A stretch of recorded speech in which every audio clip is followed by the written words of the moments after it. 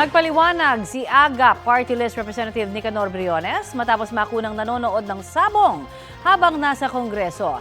Nag-viral po ang video na ipinost ng pahayagang Daily Tribune kung saan kitang nanonood ng isabong ang isang kongresista habang nagbobotohan daw para sa House Speakership nitong Lunes. Bawal ang isabong sa bansa.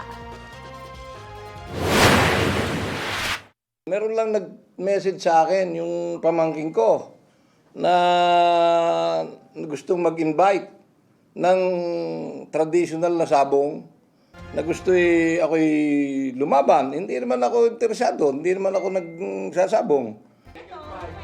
Tinawag ni Briones na fake news na nagsasabong siya. Hinala niya may gustong manira sa kanya. Humingi siya ng paumanhin sa kamera at sa publiko dahil sa kontrobersya. Pinatawad na raw niya ang sinumang kumuha sa video. Kung ano man ang motibo mo, pinatatawad na kita. Ang akin lamang masasabi, huwag mo nang uulitin dahil baka sa susunod makakulong ka na. Pinaninindigan naman ng Daily Tribune ng kanilang report na nakunang nanonood ng isabong ang kongresista. Sa isang pahayag, hiniling nilang i-review ng kongresista ang kanilang post. Pinalagan din ng pahayagan ang umano'y pagbabanta ni Briones tungkol sa pagpapakulong at sinabing magpapatuloy sila sa pagbabalita ng walang takot at walang kinakampihan.